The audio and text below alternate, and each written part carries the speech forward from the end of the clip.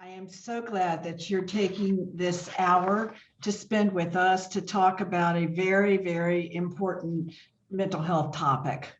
Um, I want to tell you just a little bit about NAMI in case you're not familiar with us. We are the National Alliance on Mental Illness, and our affiliate covers coastal Virginia, Norfolk, Portsmouth, Chesapeake, Virginia Beach, and the eastern shore of of Virginia.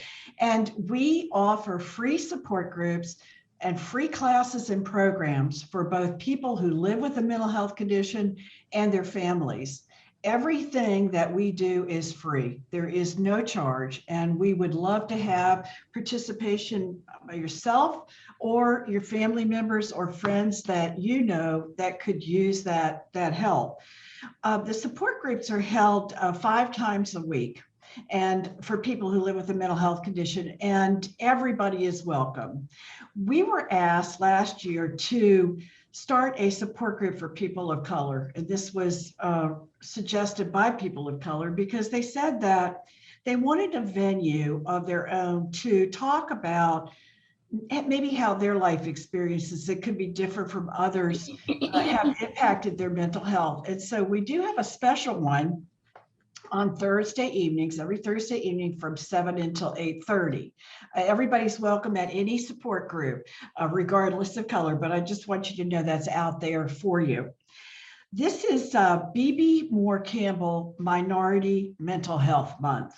BB Moore Campbell struggled to support her daughter who battled with mental illness and a system that prevented her daughter from getting help and support. She founded NAMI Inglewood in California near Los Angeles in a predominantly Black neighborhood to create a space that was safe for Black people to talk about mental health concerns. Throughout her time as an advocate, Campbell made her way to Washington. On June 2nd, 2008, Congress formally recognized BB Moore Campbell National Minority Mental Health Awareness Month to bring awareness to the unique struggles that underrepresented groups face in regard to mental illness in the United States. Couple of things. This program is being recorded, and it is going to be on our website. So if you know someone who intended to come this evening and weren't able to be here, please let them know that it will be on the NAMI Coastal Virginia.org website a little later. I want to thank everybody for submitting questions. We got some wonderful questions, and we're going to get to as many of them as possible during this hour. If you don't hear your question, it's not because it wasn't a great question. It's just a matter of time. We have 3 panel members this evening, Dr. Patricia King, Dr. Theron Williams, and Lauren Hope. Dr. King is a practicing psychiatrist in Chesapeake with 30 years of experience. She's worked as a public school teacher in Norfolk before becoming a physician and opening her own practice in 1996. In 2018, she was elected to the Chesapeake School Board. Dr. King is a graduate of Howard University, Meharry, and I hope I said that right, Meharry Medical School and Eastern Virginia Medical School. Currently, she serves as a member of the EVMS Board of Trustees. She is the proud mother of 3 adult children. Dr. Williams is the CEO of the Center for Global Diplomacy, as well as the owner of Theron Global. He holds an earned PhD in organizational development, MBA in finance, and a BS in business administration. He received a certificate from the College of William and Mary Executive Development. He's a certified professional coach in behavioral discipline, and he holds a life, health, and annuities license. Dr. Williams is an educator who has authored several books. He's given strategic counsel to politicians, government officials, faith leaders, people of faith, community leaders, business owners, and executives. For over 2 decades, Dr. Williams has held the title of presiding prelate of churches in One Accord. He's been married to Dr. Grace Williams for 31 years. Lauren, we know quite well because Lauren has been a wonderful volunteer for NAMI, but she's also a former television reporter who lost everything after a suicide attempt in 2014. She subsequently became homeless and unemployed. Sharing her story on her blog, Good Girl Chronicles, opened the door for her to become a blogger, a mental health advocate, a speaker, and a registered peer recovery specialist. Lauren recently graduated from Regent University with a master's degree in strategic communications. Yay, Lauren! She's also a board member of the Virginia chapter for the American Foundation for Suicide Prevention and the Lived Experience Committee of the Suicide Prevention Lifeline. One day, she hopes to complete and publish a memoir on her journey and travel the country with her message. She currently lives in Chesapeake, Virginia, and when she's not working, she enjoys playing with her emotional support animal, Boo, cute little chihuahua, and reading. Lauren is a mental health success story without a doubt, and you're going to really enjoy hearing about her story. But we're going to start tonight with Dr. King. Dr. King is going to be talking about mental illness and mental wellness in the community for people of color. Dr. King, please take it away. I think you're on mute. Am I unmuted? You are. Great. Hello. Hi, everyone. Good evening. I want to thank all of you for tuning in, and I want to thank NAMI and Jen for including me in this discussion today. It comes at a very critical time, and I am honored to be here with all of you today. We were actually in the midst of a mental health crisis long before the devastating effects of COVID-19, and COVID-19 has served only to exacerbate a pre-existing condition. But along with COVID-19 came some revelations about mental illness. It forced us to take a long, hard look at mental illness in this country, and it obliged us to face some hard realities. Out of this has come a heightened awareness of and an appreciation for mental health in general. And that being said, now we can move forward and begin doing the necessary work to destigmatize mental health and to begin the process of healing and to improve access to mental health treatment. We know that COVID-19 has preyed on the marginalized in our society, and it has savagely attacked those who are compromised and those who are vulnerable. It has attacked our bodies, it has attacked our minds, but we were on a slippery slope long before this. What about mental health in this country? We have watched the suicide rate increase every year since 1999. We have also watched over the last 2 decades, the suicide rate increase by 35%. It is now the second leading cause of death in 10 to 34-year-olds and 12 to 15-year-olds. It is 2.5 times higher than the homicide rate, and it is more common than fatal car accidents. So you are more likely to die of suicide than you are to die in a fatal car crash. It is estimated that 1 in 5 people in this country suffer from a serious mental illness, and about half of them are inadequately treated or are not treated.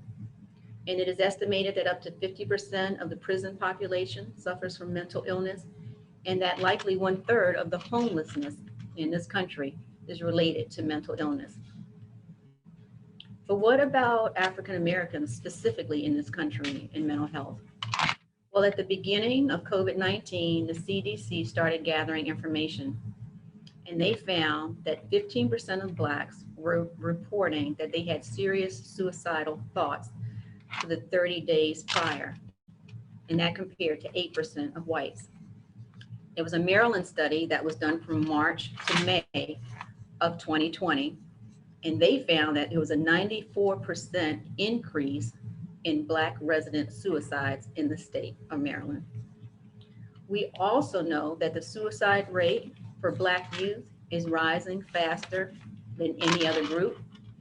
And between 1991 and 2017, suicides among Black adolescents increased by 73%. Black children under the age of 12 are more likely to die of suicide than their white peers. And Black children ages 5 to 11 have the highest rate of death by suicide. These are startling statistics. And I'm not saying them to scare you, it's for awareness. In the Black community, there's a misconception that suicide only exists in white communities. That's a fallacy. Our kids are dying of suicide. We have reached a tipping point. Why is this happening? What are the contributing factors? There are a host of them. And we all know that our environment and our zip code significantly determines our health outcomes. And that includes our mental health outcomes as well. So let's look at some of the environmental factors that impact us. Many Black communities are plagued by violent crimes, trauma, poverty, food deserts, food insecurity, housing instability, high unemployment rates, poor access to health care. And all of this creates a perfect storm for mental illness. It is a cesspool for mental illness.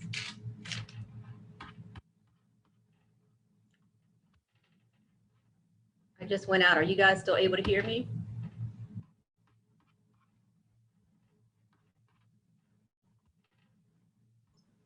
Yes. Okay, perfect. Here we are. Now I can see you again. Perfect. And so you add to this the skepticism about the healthcare system in African American communities. You add to that the lack of health insurance coverage or inadequate coverage, even with the Affordable Care Act. Black communities have the highest rates of unemployment. You look at the limited number of Black mental health professionals to provide services to build the bridges and to gain rapport. And we know that notoriously in the Black communities, there's a comfort level in seeing professionals, whether to treat physical health conditions or mental health conditions, with people who look like them, people they can identify with. You add to that religious beliefs that mental illness can just be prayed away, that if you just go to church more, that it's evil, it's your weakness, another misconception. And you add to that the stigma in the Black community about mental illness, meaning that you are crazy. So we're all better and our communities are stronger when we all reap the benefit of good health, both physical and mental health. And a healthy America is contingent upon the health and well-being of all Americans, and we are only as strong as our weakest link. We are challenged to address these issues and these disparities, and it is our ethical and moral obligation and responsibility to do so. Thank you, Jen. Thank you, Dr. King. That's great words. And advocating for changes in mental health is so very important. Standing up and speaking out about it to your representatives, both local, state, and federal, is one of the best ways to get changes made. So please think about participating in advocacy with NAMI. So I'd like to continue on with Dr. Theron Williams, and he is going to be talking about the mental health situation from a faith standpoint. Dr. Williams? Greetings, Jen, and hello to all, as well as our panelists. I'm glad to be here. I'm honored to be here, and if there's ever a discussion that's needed in the wider diaspora, but in particular, the African American and Brown communities, it's the issues around mental health. There are probably several things I'll be able to say and cover maybe through question, but some of the things I do want to say in this part of opening our discussion is going to deal with some of the statistics that oftentimes we think are in quote unquote the secular community, and those statistics don't pretty much factor into our faith, because we believe that our faith is in the name of the Lord. Now, I know for the trained psychiatrist community and the trained psychologist community, that may appear to be where it has run to the extremes of its effectiveness. But in the faith community, the word of the Lord remains the priority, not just in Black and brown communities and people of color, but in white communities and all other communities.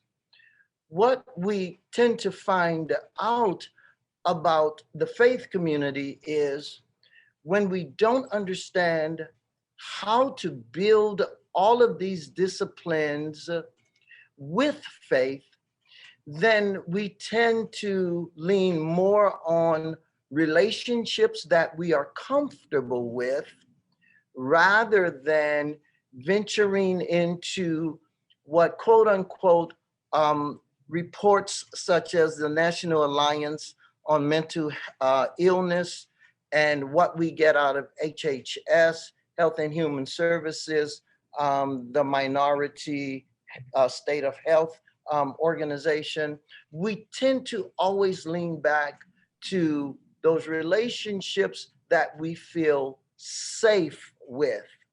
But what I'm finding out is it's going to be both communities putting their efforts and time and energy. I have an article before me that Victor Armstrong, NAMI quotes some of this article, but both somewhat pulls it from the National Alliance on Mental Health, HHS, and all of those good things. Here is what he says. Communities of color are no different than any other community in that everyone wants to live a healthy life.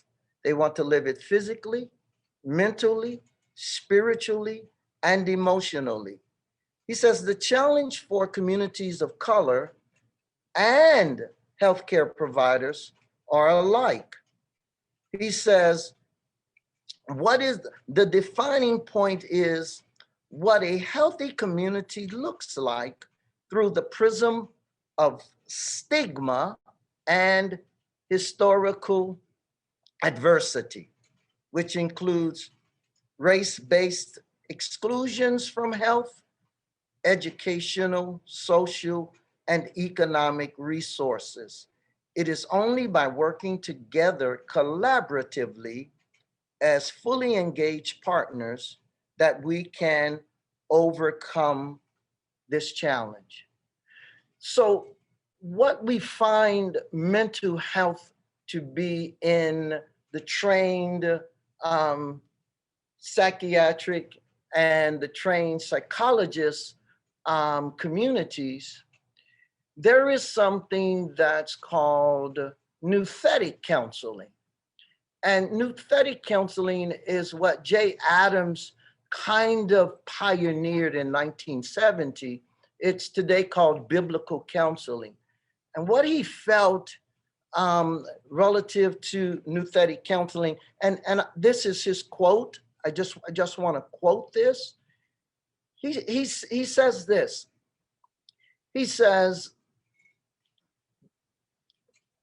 the psychiatric and psychological community, they have tend to oppose nouthetic counseling or biblical counseling, such that it's like ripping from underfoot the basis of the faith community, causing the faith community or wanting the faith community to abandon the foundation of their lives. That's his premise. So he wrote this book, Competent to Counsel.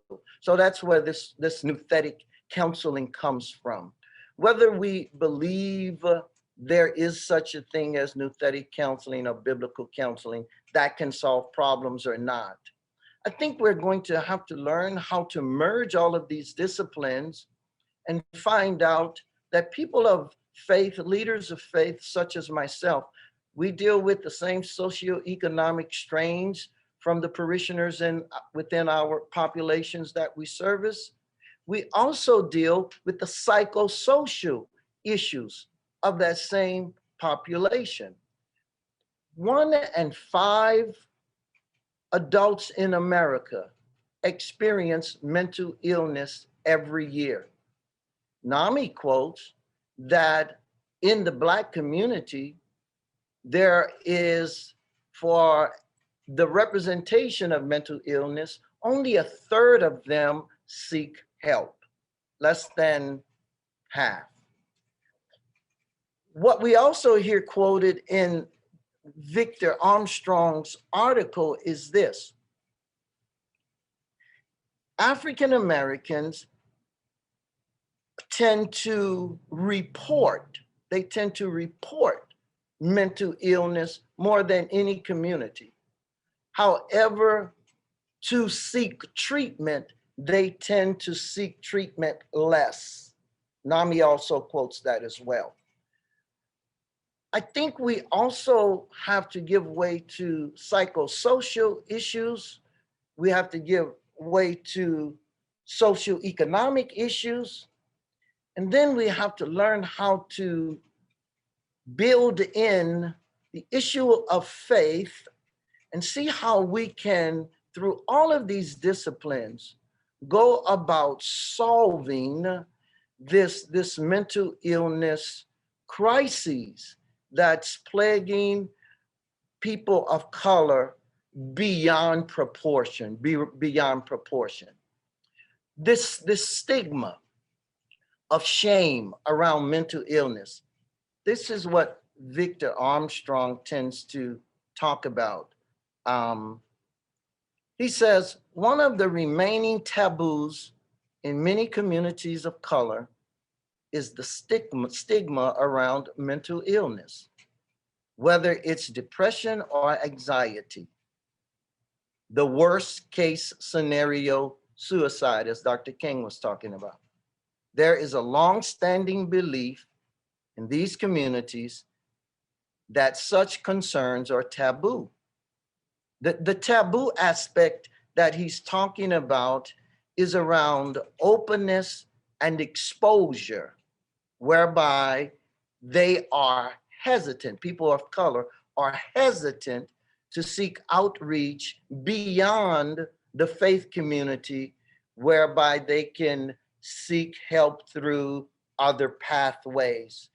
He's basically saying the stigma, the taboo of all of this has more to do with socioeconomic challenges, because those tend to plague the access to this type of care, this type of availability to the people who tend to be poor and living at the margins.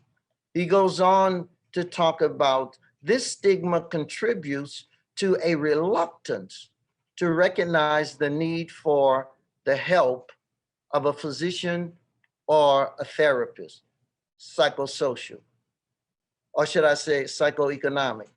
But then he talks about psychosocial. He says this: as healthcare providers in this age of whole person care, it is incumbent upon us to determine how to address and overcome this stigma, and we must learn how to do it together, because not one community is going to bring the wherewithal, the resources to the table to help the ailing or the person that is suffering with mental illness.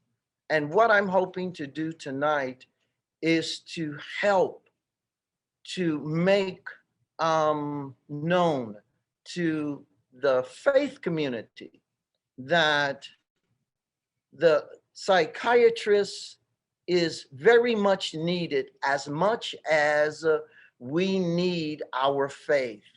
because a mind is a terrible thing to waste. And what the Lord wants to do is to renew the mind. And it's going to take all of these disciplines together to be able to create this renewal process whereby when there are cases and causes for mental illness, that together we can diagnose, we can identify, and we can begin to bring to the table the prescriptions that are necessary to be able to alleviate the crises that the communities of color are experiencing. So I'm glad to participate in this dialogue and discussion. And once again, thank you, Jen, for giving us this platform to reach out to the community at large. Dr. Williams, that was really inspirational, and you can hear the passion in your voice, and it's wonderful. Thank you. I do want to tell the audience that if you know anyone who is not able to get psychiatric help or a therapist, please call our office, 499-2041, and let us help you, because we do not want anyone to not be able to get help because of finances. So we can give you some resources that you can check into. So please, please do. Everybody, each individual on this earth is just as important as the other person. It's the way it should be. So Lauren Hope, I'm going to turn it over to her to talk about her very hopeful life and the wonderful things that she has done with her mental health journey. Please, Lauren. Thanks, Jen. As a former television reporter, I will keep it concise. My favorite part of these type of panels is being able to interact and speak with people. I want to first off explain what a certified peer recovery specialist does. It's a newer profession in Virginia where someone with lived experience of mental illness and or substance use disorder uses that experience to help others. I like to really say I'm a recovery coach. I show people, I'm like a role model for what recovery looks like. I also want to say, I believe that, like as the doctor before me mentioned, there are several pathways to recovery. And what's so great is that we're starting to see those pathways. And every talk that I give, I let people know that my recovery is threefold. I do med management, I have a higher power of my understanding, and I am in therapy. I'm in trauma therapy, and that's something I'm committed to for the long term as someone with post-traumatic stress disorder. So those three things for me is what I need to stay well, but it looks different for everybody. Some people need yoga every day. I'm spending time meditating every single day because that gets me centered. But what I know about my life's calling is that God made me to be a storyteller. And that's why I was at Wavy News 10. That was the last station that I was at. And for a long time, I told other people's stories. And that was great. I was very guarded about my own life. In fact, I was very terrified of any viewer knowing that I was struggling. And after my attempt, for about 2 years, I lived in a really ugly, dark depression. I lost friends. I gained 100 pounds. Still haven't lost it. It's fine. Curvy girls are in. And I really couldn't take care of myself. In early 2016, I felt a spiritual calling to write about what life after an attempt looks like. And I'm not going to lie, for me, it was very bleak. I had no friends. I could not work, and I didn't know what I was going to do with my life. That blog, that simple little blog, it was called Standing in My Truth, had a viral moment in my community. And then people started opening up to me in ways I never imagined. I mean, I was Miss 10 on your side, and people weren't, they were very forthcoming at that time. But people were talking to me about serious, serious things. And I understood then that there were so many people suffering in silence and they wanted a voice. Through blogging and being on YouTube, I found an organization called This Is My Brave. And This Is My Brave is incredible because people are on stage. They're on a live stage talking about their mental health. I didn't even want to talk to a therapist about it, and they're on stage doing it. So through my advocacy and storytelling, I was able to connect with This Is My Brave, and seeing those people do that emboldened me to just really go for it. That really caused some friction in my family, which we can talk about, that they did not want that story public. They felt like it was a reflection on them. That intensity led to me being homeless for a year. But in that homelessness, I found my calling, really.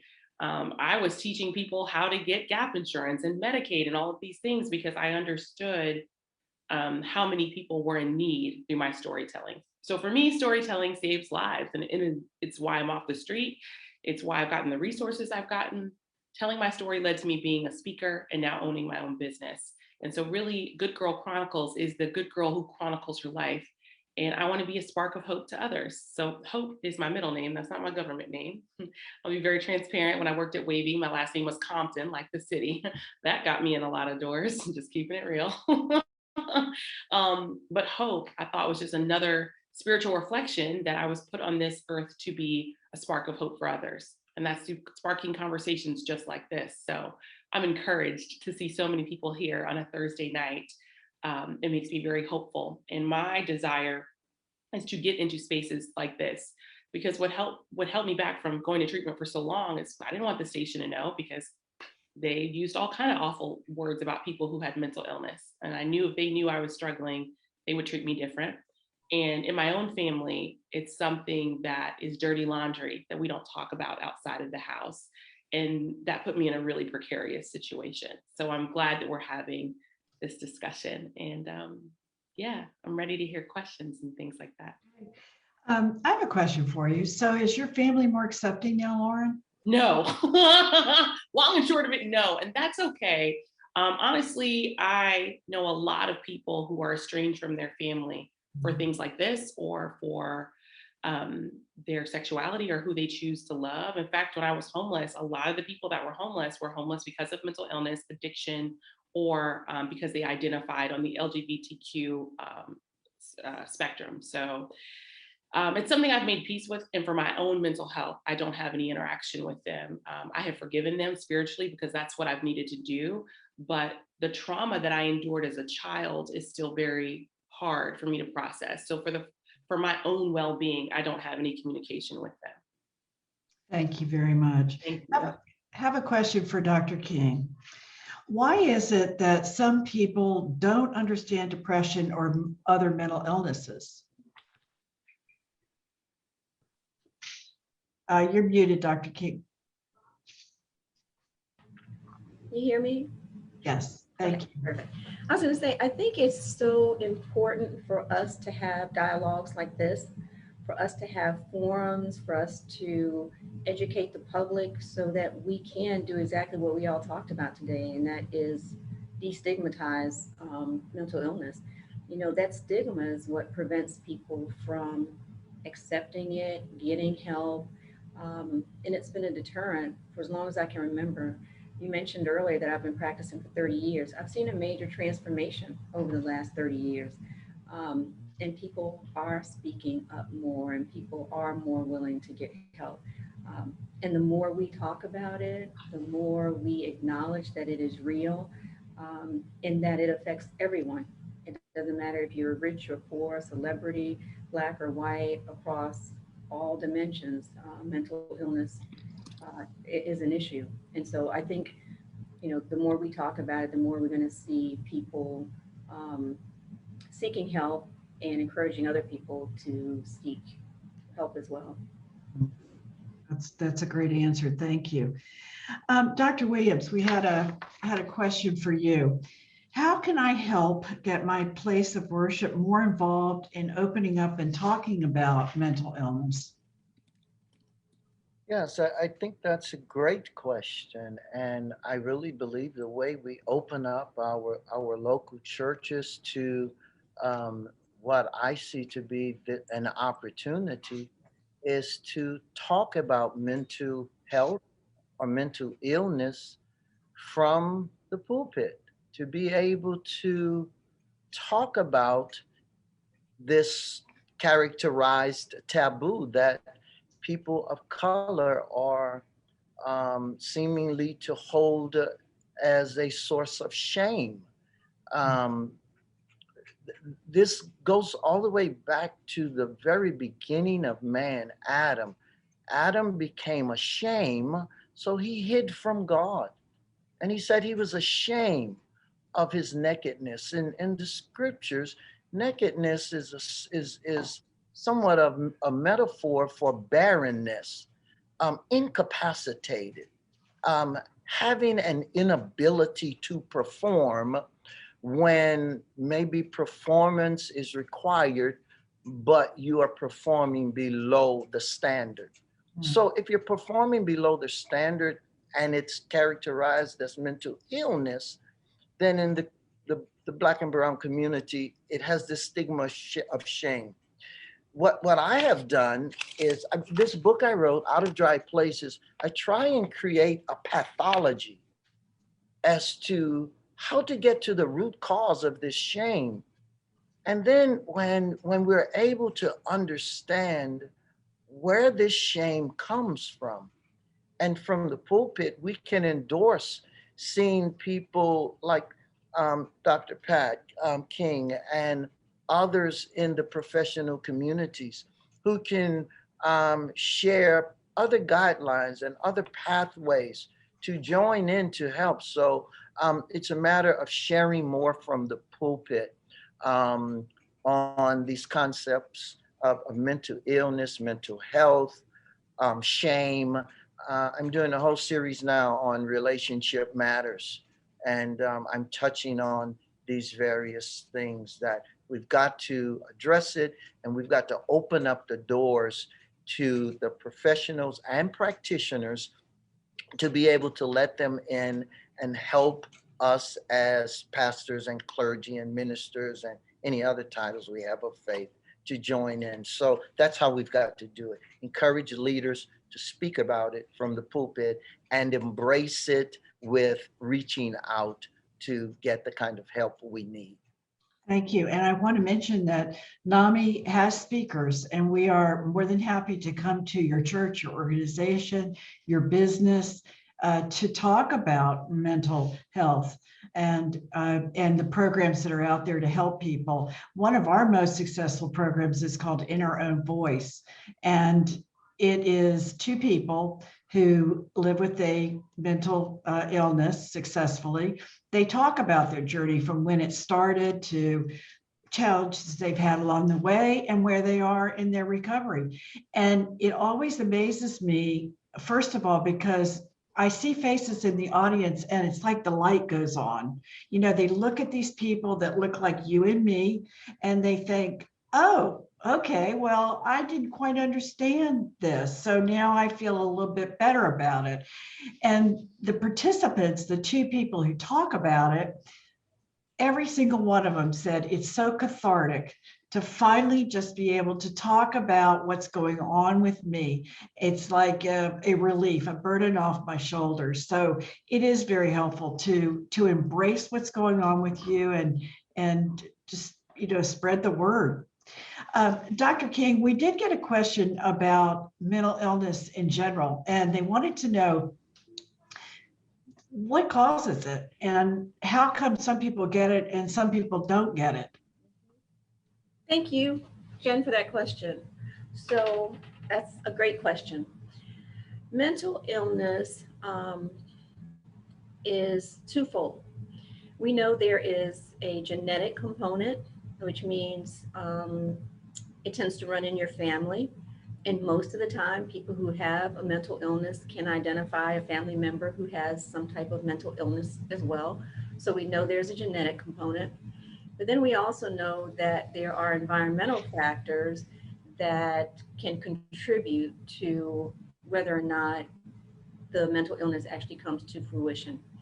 So harsh environmental circumstances, some of the things I mentioned earlier, like abuse and trauma, issues related to housing, food, safety issues, all of those things are hardships that we know contribute to mental illness. So those are the two main factors. It's the genetic piece and then it's the environmental piece. So stress is directly connected to mental illness. And what happens is Our bodies are well equipped to deal with short-term stressors. For instance, you are walking down the street and a pit bull comes out after you, and your body goes into, like we call it, flight or fight response. Your adrenaline starts flowing, and your body's preparing for you to either run to get away from that dog or to fight. That state of adrenaline works well short term. But when it's consistent and it's prolonged and your body is in that hypervigilant overdrive state for extended periods of time because your environment is harsh or you're in an abusive situation, it becomes very destructive to your body. And not only does it destroy your body physically, it can lead to diabetes, high blood pressure, problems, cholesterol. There's some studies that even show that it weakens your body and makes you more susceptible to things like cancer and viruses like COVID-19 and colds and flus. But not only does it affect your body physically, but it also affects the chemicals in your brain that keep your brain healthy, like your serotonin and your norepinephrine, your dopamine. And so extremely stressful situations for long periods of time do predispose to mental illness. And I think this is a time for us to really identify the fact that a mental illness is not something that's just in your mind because you're weak. Mental illness is a physiological, biochemical transformation that your body undergoes due to those two factors that we mentioned, and that's genetics and your environment. Thank you. I really, really appreciate you saying that. It's in classes, we say that it's an illness, a physical illness of an organ in your body, just like diabetes, heart problems. It's nothing to be ashamed of. It's not a behavior choice on anybody's part to have mental illness. Thank you very much, Dr. King. Lauren, would you talk about the intersection of mental health or mental illness with racial trauma? Yeah, I read that question and I was like, wow, that's such a deep, layered question.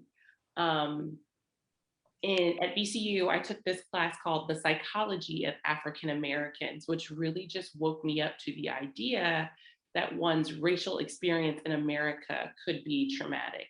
And in the last year, we've experienced a lot of trauma, all of us. The pandemic is traumatic, right? Like we have lost thousands upon thousands of people, unemployment, like our way of life has been changed.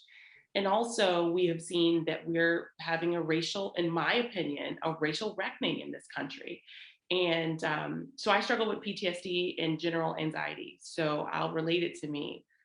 After the death of George Floyd, Breonna Taylor, Ahmaud Arbery, it became a terrifying experience for me to leave the house. And anxiety became a really big deal. I know I'm a law-abiding citizen, but whenever I would get around a police officer, I would start to feel PTSD, like anxiety symptoms. My hands would get cold, my heart would start beating really fast. And it took me a while to kind of acknowledge the mixture of this pandemic and the racial trauma that we're all experiencing. I think not just people of color, our fellow man, the things that we're seeing on police videos and cameras, that is traumatic. I am encouraged by conversations like this. Those situations definitely do fuel or worsen someone's mental health. And I think one of the strongest things we can do is to have conversations. I have had conversations with non-Black people that have been incredibly healing. I've also had some really hard discoveries about how my friends on social media, as many of you have probably experienced, you're like, whoa, that's really what you think. But for the healing conversations that I've had with people who wanted to understand what it was like to live as a person of color, has been great and good for my mental health and restored my hope and faith in people. And so that's what I would encourage anyone to do, is to just be brave enough to have the uncomfortable conversation and to listen. But when I'm in therapy, I talk about these things like, hey, I really feel like this is contributing to my anxiety this way. And so then I leave with coping skills on how to deal with it, because I'm gonna tell y'all, therapy is work. I wish you could just go in there and word vomit and then everything would disappear. No, it's not like that. I have to do the work. I journal about a lot of my experiences. I talk about it with my roommates. And in doing so, I don't bottle it in, which is not good for my condition. Thank you, Lauren. Dr. Williams, do you feel that faith leaders and mental health professionals should increase their efforts of transparency, speaking up more to better serve the community and individuals who may need the courage to seek help and stick with the process? Yes, I do. Very, very much so. And I think there may need to be more outreach from clergy to the psychiatry community and vice versa.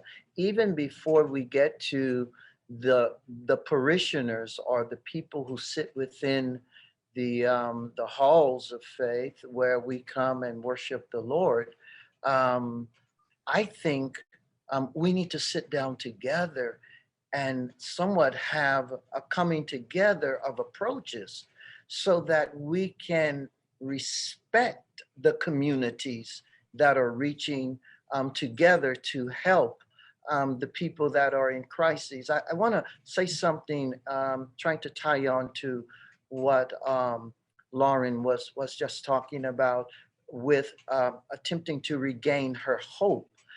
What I talk about in Out of Dry Places, even though mental illness is organ-centered, I believe that, but it plays out in behavioral modalities. We get to see certain behaviors, and then we begin to look for signs as to whether or we have testings and screenings to see if there could be some type of organ-centered illness that's contributing to this behavioral abnormality.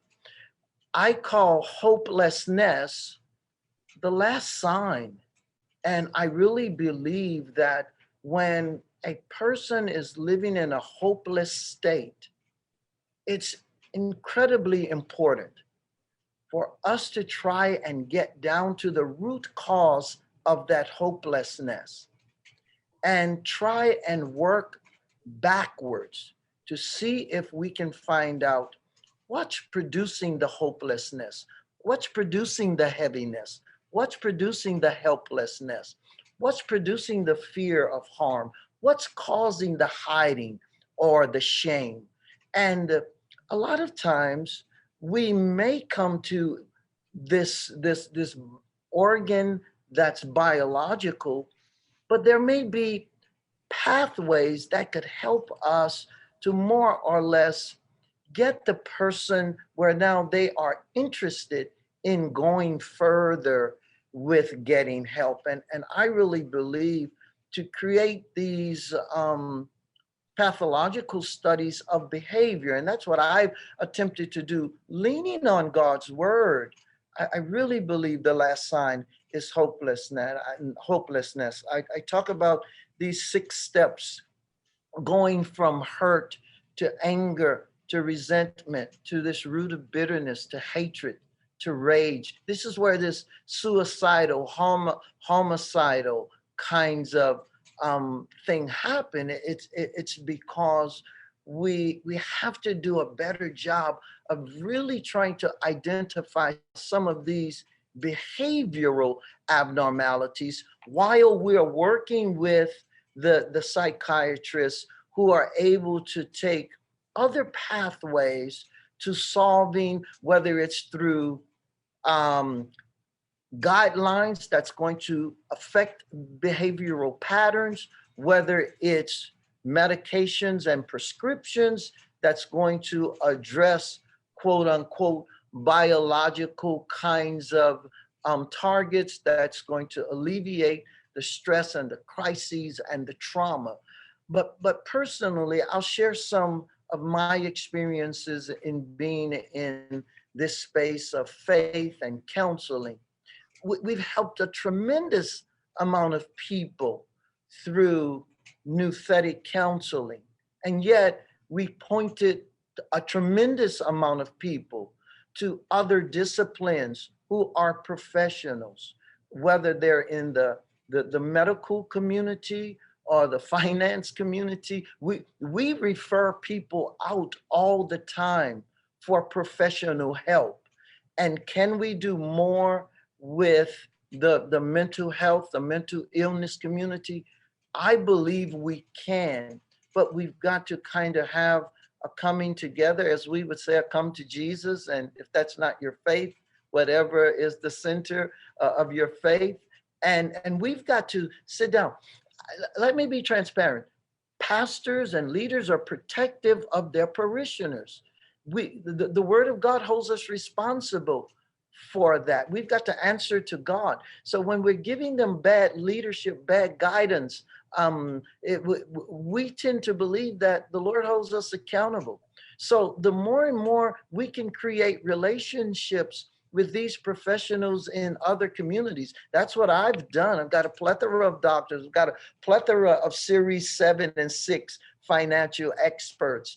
I sit with all kinds of people because when my arsenal or my quiver is full, then the people I lead, they are going to benefit from the relationships that I have garnered because I also refer them to these different disciplines.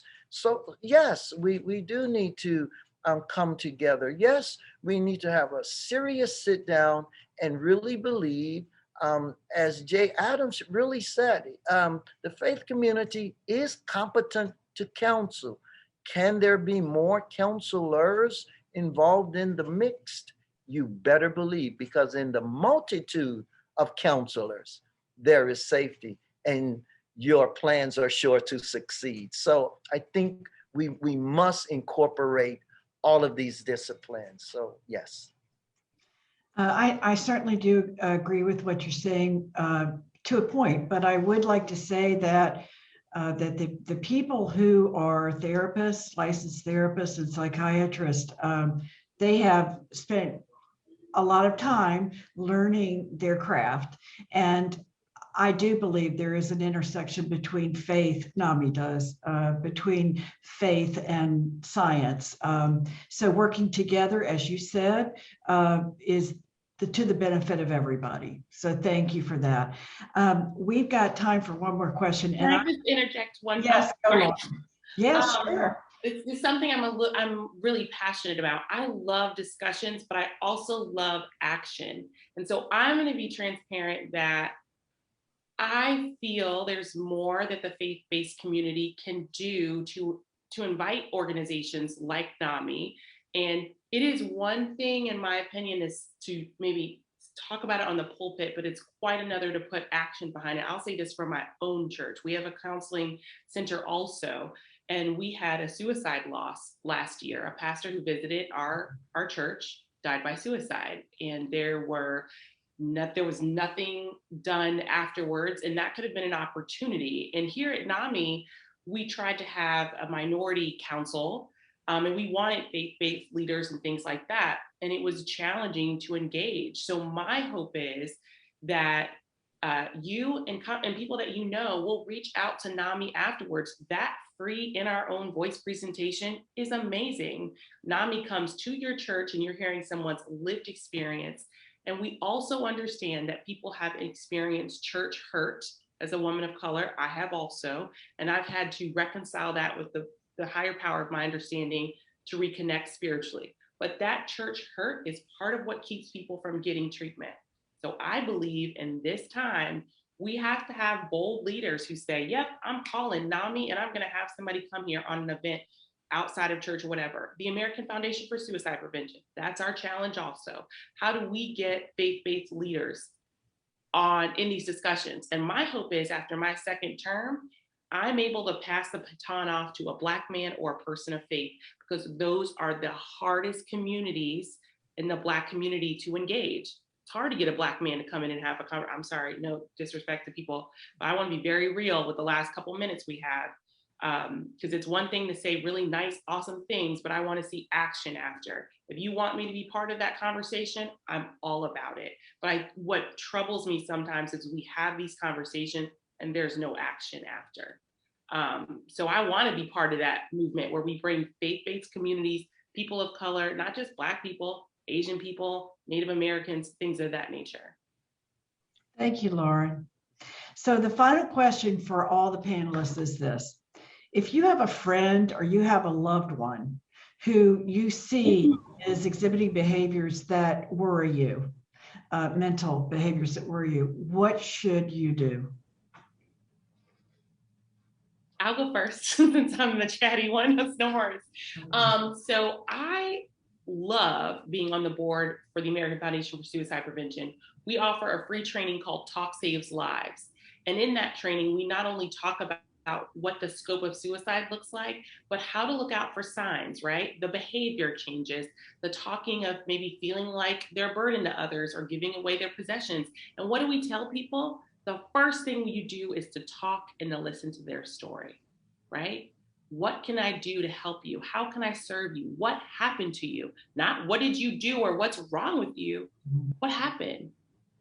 Tell me about it. And then knowing the resources that Jessica just put right there, right?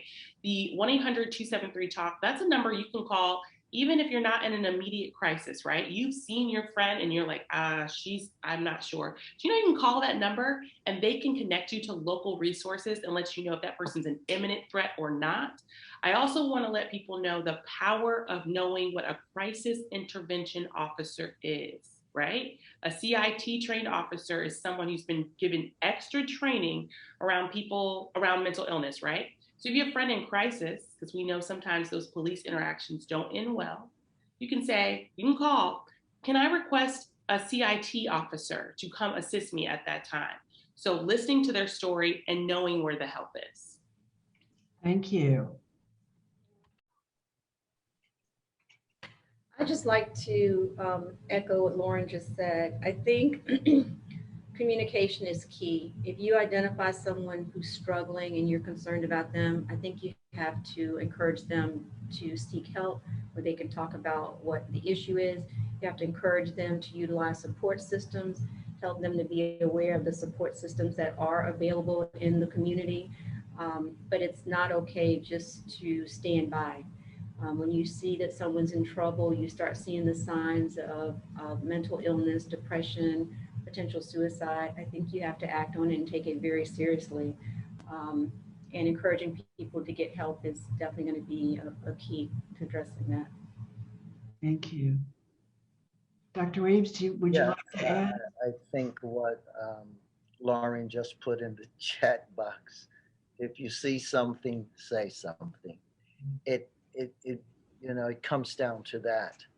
I want to just make a few comments. I think there may be some misnomers about the faith community not relying on professional community to help parishioners. I've been in this space quite a while, for going on 3 decades now. We do reach out to other communities to open up pathways for parishioners to access by endorsement, as well as by kind of bringing the groups together such that they can get the type of help that they need. When we think about the job of the faith leader, it can sometimes be very different from the job of another discipline. Until you understand the responsibility that the faith leader brings to the table, then you may not know how to indulge us or how to connect with us so that you can be effective with helping us to address some of these ills within the community that we may be connected to. We are screaming and crying for help. We have counseling ministries, And yet those counseling ministries still need to be tied to other professional care and help organizations and groups, because it's really going to take a village to help people.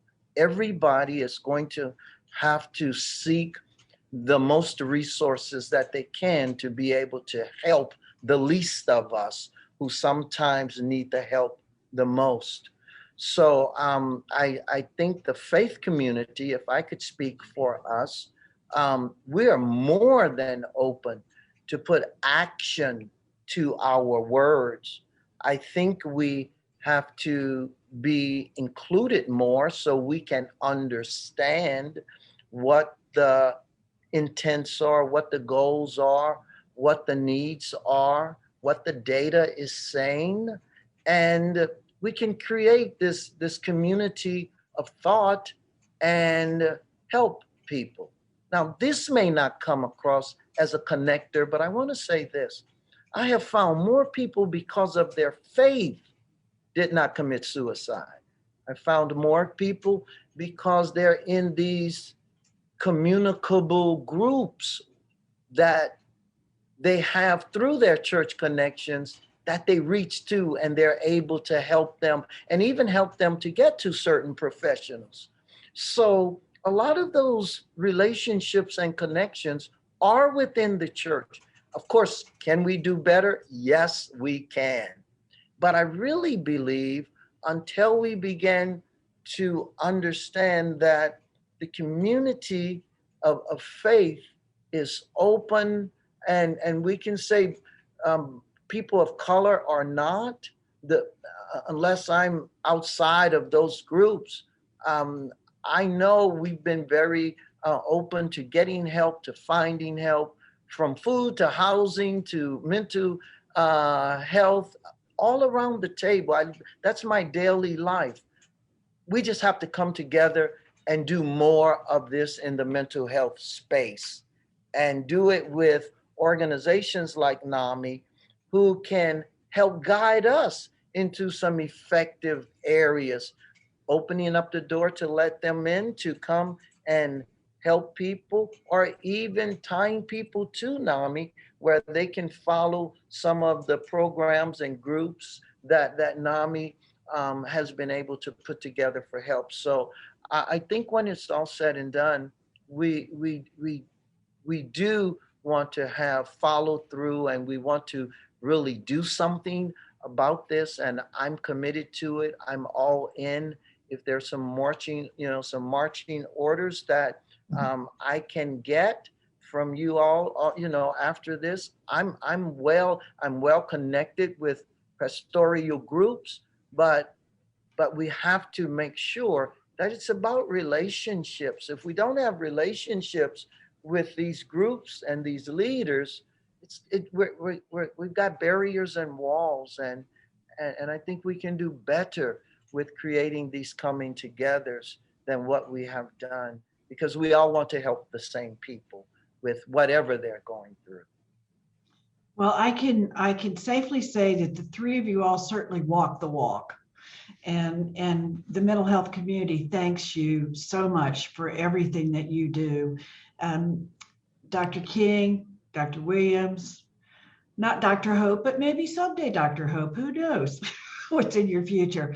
I want to thank you for taking the time. It's been really enlightening, and I think just a wonderful discussion. I want to mention again that if you all would like to have any type of NAMI representative at anything that you belong to, please call us, let us know. We'd be glad to help. And Lauren has mentioned through the, oh my gosh, what is the name of the organization? American Federation? The American Foundation for Suicide Prevention. Yes, perfect. Thank you.